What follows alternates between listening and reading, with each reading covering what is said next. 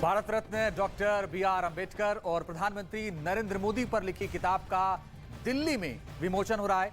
इस कार्यक्रम में पूर्व राष्ट्रपति रामनाथ कोविंद और केंद्रीय मंत्री अनुराग ठाकुर मौजूद हैं। Ambedkar and Modi reformers ideas performers implementation नाम की यह किताब ब्लू क्राफ्ट डिजिटल फाउंडेशन ने कंपाइल की है। इस किताब की प्रस्तावना संगीतकार और राज्यसभा सदस्य इलैया राजा ने लिखी है। यह किताब अंबेडकर के जीवन और कर्म के अलावा उनके आदर्शों के लिए प्रधानमंत्री नरेंद्र मोदी की तरफ से की गई पहल पर भी प्रकाश डालेगी।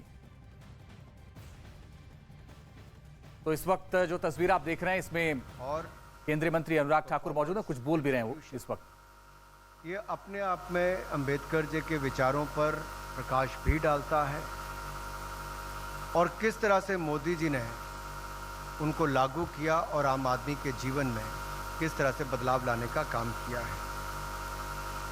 यानी बाबा साहब ने जो समाज के लिए सोचा उसको मोदी जी ने पिछले 8 वर्षों में कैसे कर दिखाया, ये अपने आप में बहुत कुछ कहता है। ये पुस्तक सिर्फ पुस्तक नहीं बल्कि भीमराव अंबेडकर जी के साकार होते सपनों का एक ऐसा दस्तावेज है जिसे कर्मयोगी प्रधानमंत्री नरेंद्र मोदी जी ने अपने भगीरथी प्रयासों से धरातल पर उतार कर दिखाया है। और ये साफ चिराग करता है कि जहाँ चाह वहाँ राह है।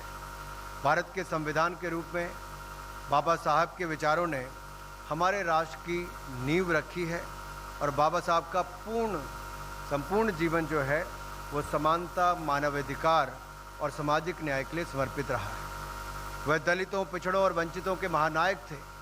उनके जीवन मूल्य और सिद्धांतों का आधुनिक भारत के निर्माण पर व्यापक प्रभाव है।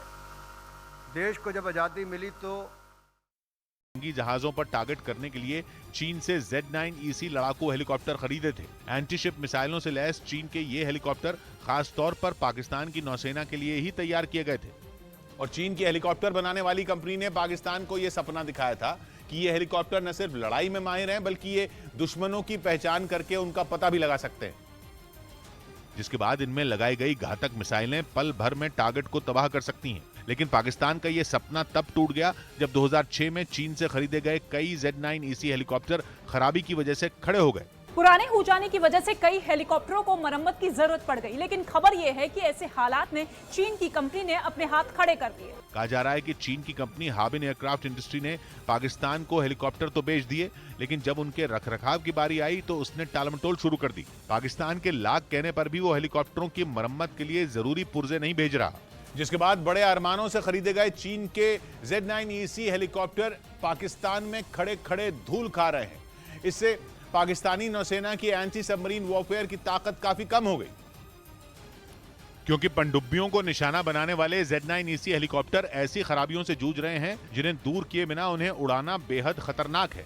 खबर के मुताबिक Z9EC हेलीकॉप्टरों की सबसे बड़ी परेशानी उनके टेल रोटर ब्लेड यानी पीछे के हिस्से में लगे ब्लेड हैं। कहा जाता है कि हेलीकॉप्टरों के पीछे लगे ब्लेड अचानक खराब हो जाते हैं, जिससे हेलीकॉप्टर बेकाबू होकर हवा में लहराने लगता है। इसके साथ ही मेन रोटर ब्लेड यानी ऊपर लगे पंखे भी समुद्री वातावरण में उड़ान भरने की वजह से जल्द बेकार हो जाते हैं और इसी वजह से पाकिस्तान के Z9EC हेलीकॉप्टर उड़ान नहीं भर पा रहे। लेकिन चीन से पुर्जे न मिलने से इनकी मरम्मत भी नहीं हो पा रही है। कहा तो यह भी जा रहा है कि सिर्फ ये हेलीकॉप्टर ही नहीं बल्कि चीन से ली गई तोपें और मिसाइलें भी पाकिस्तान के लिए सिरदर्द बनी हुई हैं। इस बीच पुतिन ने ज़ेलेंस्की के शहर क्रिवेई रीह में बाढ़ वाली साजिश रची।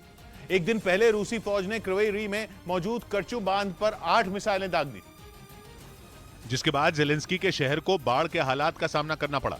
बताया जा रहा है कि वहां दोपहर से ही लोगों के घरों में पानी घुसना शुरू हो गया था और वो पूरी रात इन हालात से जूझते रहे।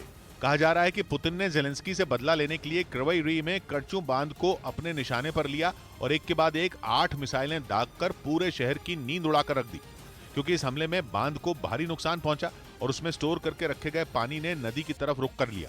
बांध के पानी से नदी में भी पानी बढ़ गया और फिर उसने शहर में घुसकर भारी तबाही मचाई।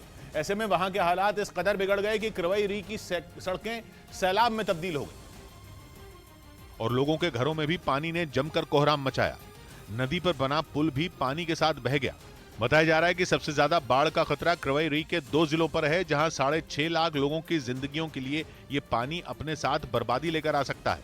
ऐसे में वहां के प्रशासन ने लोगों से शहर छोड़कर जाने की अपील की। खबर है कि इस पानी ने खैरसौन का रुख कर लिया और इस वजह से वहां मौजूद पुल के बह जाने का खतरा बढ़ गया है। उसी पुल के बहने का जिसे यूक्रेन की सेना रूसी फौज पर हमले के लिए इस्तेमाल करती आई है। माना जा रहा है कि रूस ने इसी वजह से करचू बांध को अपने निशाने पर लिया ताकि वो बांध के विनाश के जरिए यूक्रेन की फौज से बदला ले सके। और कहा तो यह भी जा रहा है कि रूस ने यह हमला तब किया जब यूक्रेन क्रिवी रीह में मौजूद नदी पर विस्तार की प्लानिंग कर रहा है।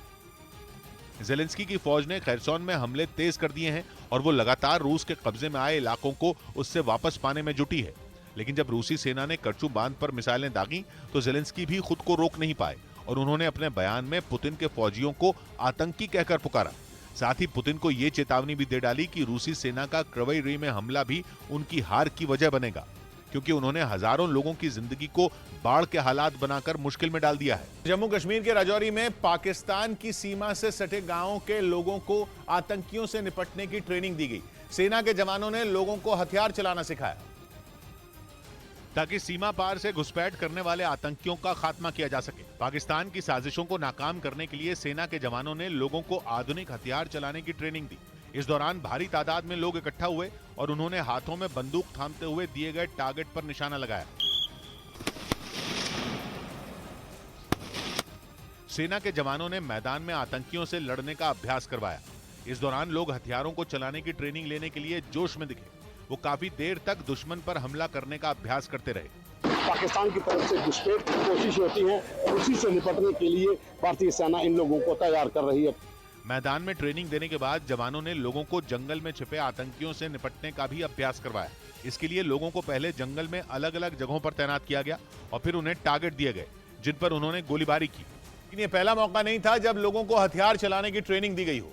सेना के जवान बीते कुछ दिनों से लगातार ऐसी ट्रेनिंग दे रहे हैं। यही नहीं, लोगों को ड्रोन के बारे में भी बताया जा रहा है ताकि सीमा पार से आने वाले ड्रोन को वो ढेर कर सकें। पाकिस्तान ड्रोन के जरिए अक्सर घुसपैठ करने की कोशिश करता रहा है। ड्रोन से हथियार और नशीले पदार्थ को गिराने की बात सामने आती रही है। इसीलिए लोगों को ड्रोन कैसा दिखता है और वो कैसे आसमान में उड़ता है, इसके बारे में जानकारी दी गई। ड्रोन को किस तरह से पहचाना जाए, ये ड्रोन जो है भारतीय सेना ने यहाँ पर लाया।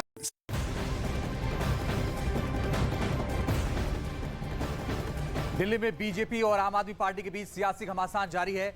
इस बीच मुख्यमंत्री अरविंद केजरीवाल ने प्रेस कॉन्फ्रेंस कर दिल्ली में कूड़े के पहाड़ों को खत्म करने की मांग की है। मैं समझता हूं कि आज 21वीं सदी के अंदर इन पहाड़ों को से निपटारा पाना कोई मुश्किल काम नहीं होना चाहिए अगर नीयत साफ है तो। अगर दिल्ली की जनता एक मौका देगी तो ये सारे कूड़े के पहाड़ भी खत्म कर देंगे और दिल्ली को एक खूबसूरत शहर बनाएंगे। मैं कैलकुलेट करके बताऊंगा और उतने टाइम में आपको कूड़े के पहाड़ साफ कर दूंगा। चांद महासागर के इलाके पर राज करना। ऐसे में साझा अभ्यास की सामने आई तस्वीरों में प्रशांत महासागर में चीन और रूस के जंगी जहाजों का बेड़ा नीचे समंदर में कूच करता नजर आया, तो वहीं आसमान में हेलीकॉप्टर भी अपनी ताकत परखते दिखे। पानी में अपनी पेट्रोलिंग को मजबूत करने के लिए दोनों के जंगी जहाजों के अंदर तैनात क्रू ने शिप टू शिप कम्युनिकेशन की भी प्रैक्टिस की। चीन और रूस की ये बढ़ती सैन्य करीबी अमेरिका और उसके साथियों को टेंशन देने वाली है, क्योंकि अभी पिछले हफ्ते ही दोनों देशों ने वोस्तोक नाम की मिलिट्री ड्रिल में भी हिस्सा लिया था और अब प्रशांत महासागर में इस ड्रिल के जरिए चीन और रूस की जोड़ी दुनिया में अमेरिका के दबदबे को टक्कर देना चाहती है।